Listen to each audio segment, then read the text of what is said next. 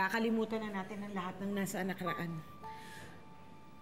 Ayoko nang makakita, ayoko nang makarinig ng kahit na anong bagay na magpapaalala sa akin. Wala na akong ibang iintindihin kung hindi ikaw at ang tatay mo. Alam ko, hindi ko palaging sinasabi. Pero mahal kita, Lucille. Salamat po. Mahal kita, anak.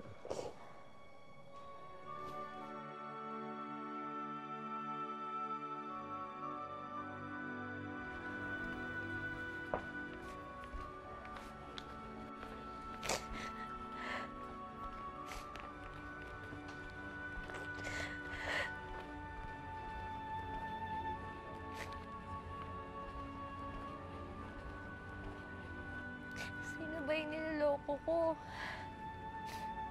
Galit pa rin kaya sila sa akin? Paano pa nga ba ako babalik doon? Paano ko sasabihin sa kanila kung ano nangyari sa akin? At saka, baka hindi pa nila ako makilala dahil malaki na ako ngayon. At kung sabihin ko sa kanila kung anong nangyari, baka hindi naman sila maniwala. Pero sila ang pamilya ko. At gustong-gusto ko na sila makasama.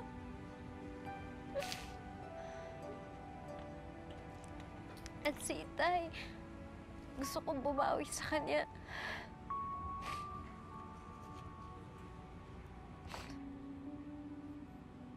Kailangan ko siyang mapagaling gamit ng isang hibla ng buhok ni Gwendina.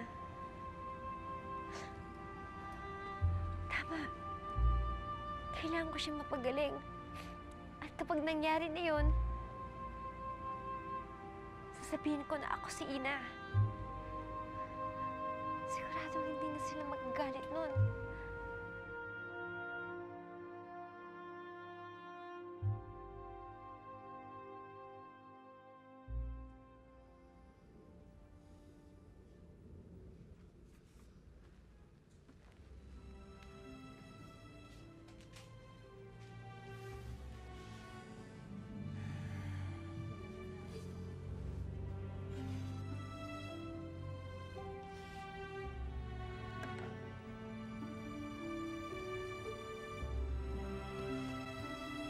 Lindon, gusto mo bilang kita ng manika para dyan?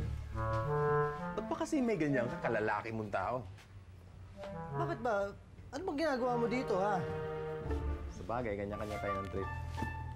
Teka lang, andito ako para ipakita sa'yo yung kinita natin ngayong buwan. Mukhang aabot tayo ng 100,000. Tingnan mo. 100,000? Oo naman, sabi ko naman kasi sa'yo. Basta lakihan lang natin yung kapital natin, lalaki rin yung kita natin. Ayan, oh. Ano? Salamat naman kung ganun. Ayos. Alam mo bang katas yan ang pagmomodelo mo? Kaya, pasalamat ka kay Lucille.